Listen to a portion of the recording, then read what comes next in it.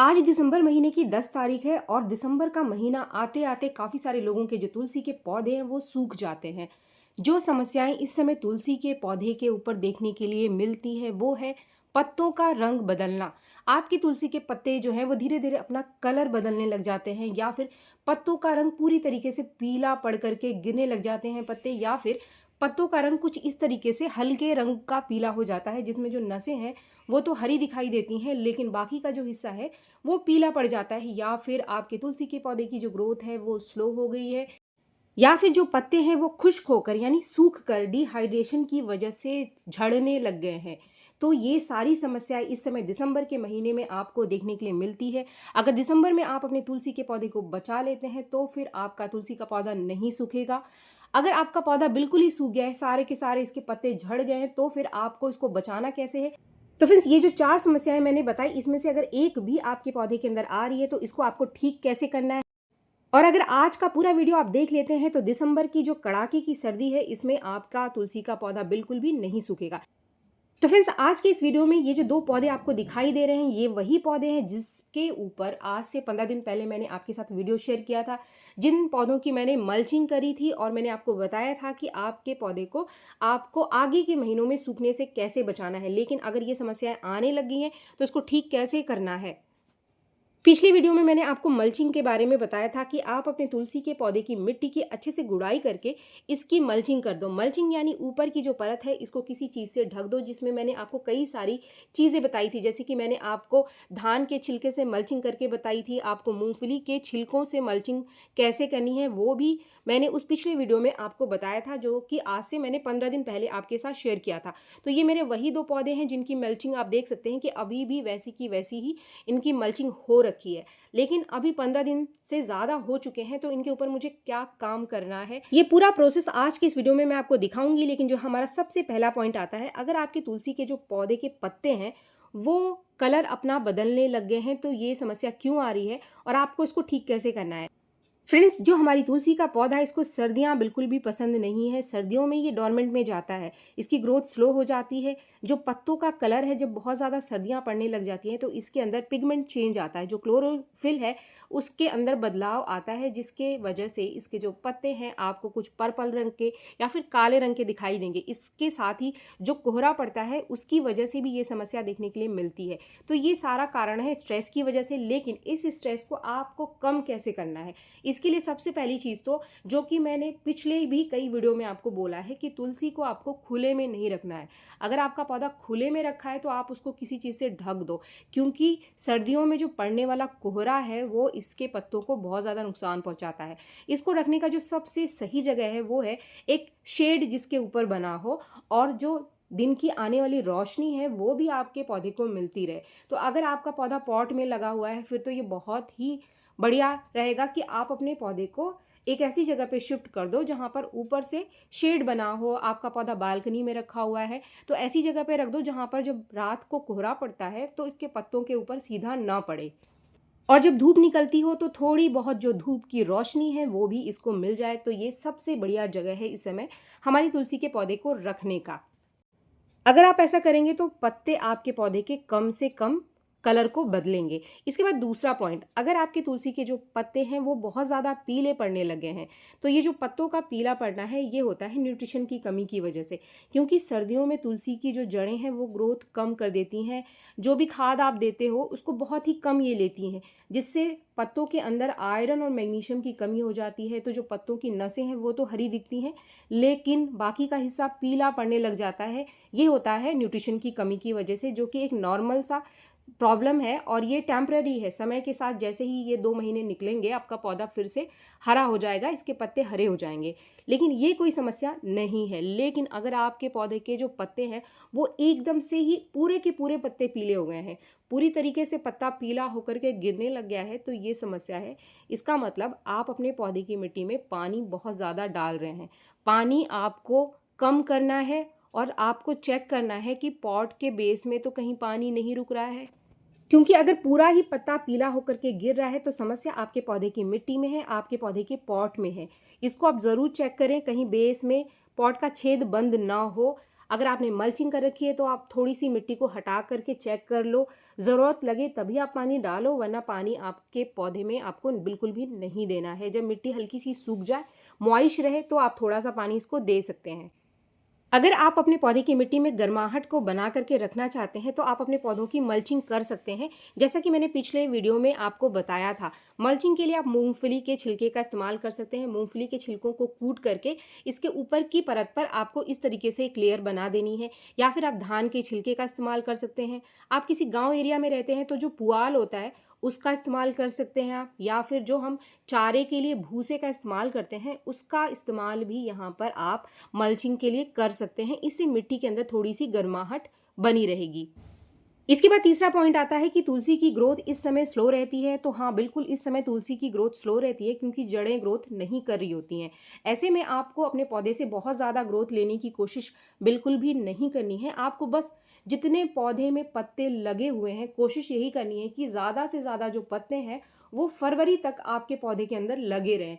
ऐसे में आपका पौधा सर्दियों में बचा रहेगा और सूखेगा नहीं बिल्कुल। जैसे ही मौसम बदलेगा, फरवरी के महीने में आप इन कामों को कर सकते हैं, जैसे पौधे की थोड़ी सी कटाई छटाई, जिससे कि पौधे की ग्रोथ बढ़ जाए और नई ग्रोथ बढ़ जाए। इसके बाद चौथा पॉइंट, अगर पत्ते बहुत ज़्यादा झड़ रहे हैं तो इसके दो कारण हो सकते हैं।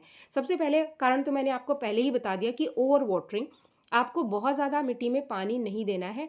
अगर बहुत ज़्यादा पानी देंगे तो पीले पड़ करके पत्ते गिरेंगे, और अगर आप पानी बहुत ज़्यादा कम कर देंगे, यानी पानी कम करने का मतलब ऐसा बिल्कुल भी नहीं है कि आप मिट्टी को सुखा दो। मिट्टी को सुखाना नहीं है। मिट्टी को अगर आप सुखा देंगे तो पत्तों के अंदर पानी की कमी हो जाएगी, और सर्दियों में जो हवा होती है वो पत्तों को खुश्क कर देती है, सुखा देती है। तो डिहाइड्रेशन की वजह से आपके पौधे के जो पत्ते हैं वो गिरने लग जाते हैं।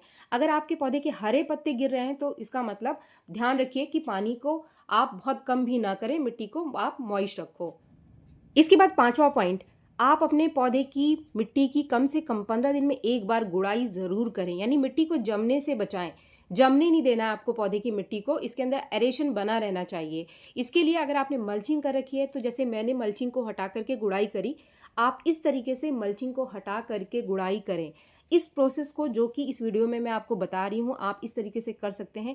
जैसे कि मेरे 2 पौधे आप देख रहे हैं, मैंने इनकी मल्चिंग करी थी, इनकी मल्चिंग मैंने हटा दी है। अब इनकी गुड़ाई करके 1-2 घंटे के लिए मैं इनको ऐसी जगह पे रख दूंगी जहाँ पर हल्की हल्की धूप इनके ऊपर पड़ जाए। अभी जब मैं सुबह ये वीडियो शूट कर रही हूँ तो जहाँ पर मैंने ये पौधे रखे हैं यहाँ पर धूप नहीं आ रही है। अब मैं क्या करने वाली हूँ कि देने वाली हूँ मेरे पौधे को खाद देने के बाद 1-2 घंटे के लिए इसको मैं धूप में रख दूंगी। इसके बाद फिर से इसको मैं पुरानी वाली जगह पे शिफ्ट कर दूंगी। तो फ्रेंड्स, मैंने पौधे की गुड़ाई कर ली है, इसकी मल्चिंग हटा दी है, और ये जो मेरे पौधे हैं इनको खाद दिए हुए 15 दिन से ज़्यादा हो गए हैं। तो इनको मैं देने वाली हूँ ये वाला खाद, जो कि इस समय तुलसी के पौधे को बहुत ही बढ़िया फ़ायदा पहुँचाएगा। सबसे पहले तो आपको मैं ये बता दूं कि आखिर ये हमारा जो खाद है वो पौधे को फ़ायदा किस तरीके से पहुंचाएगा।